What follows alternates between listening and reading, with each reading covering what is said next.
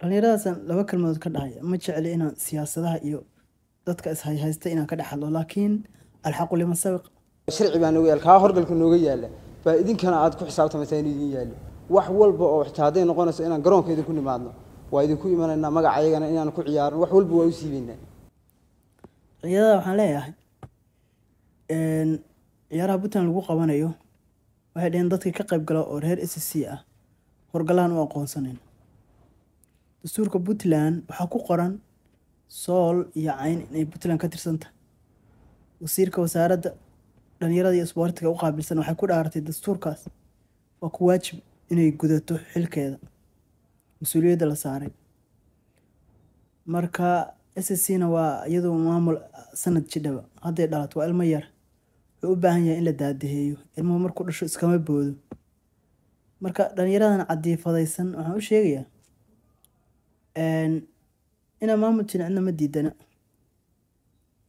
laakiin madaxweyne ku-xigeenka Puntland waa SSC dhowr iyo 10 xildhibaan waa garowe fadhiya waa SSC waxay matalayaan SSC Khaatume matalayaan marka maamulkan maamul hadda dhashay wuxuu u baahan yahay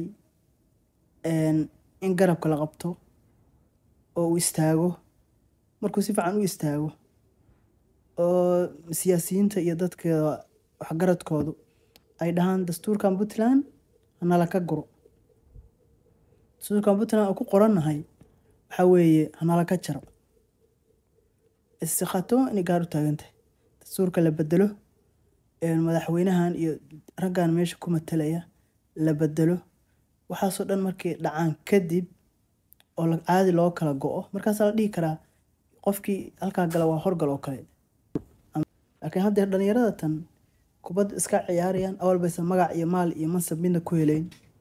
laakiin waxa weeye xoogagoodaas ay entertainmentiga ay ka dhiganayaan in la cuno qabateeyo ma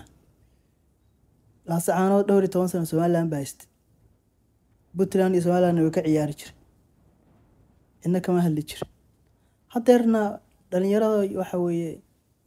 xaq garow iyo laasacaanood ka tuura maxaa xuduudaha isugu yeelaysa intii la kala waxaan la kala goynayo SSC waa maamul iyagoo sanad jira in ma sanad jiraan ma boodi ma ordi karo daadiin buu u baahan yahay markuu soo kaco oo koro oo hawshu caadi noqoto markaas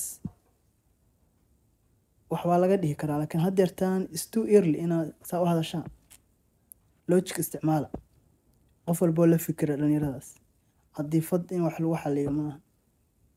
loo baahan yahay si logic ina u fikiraan salaam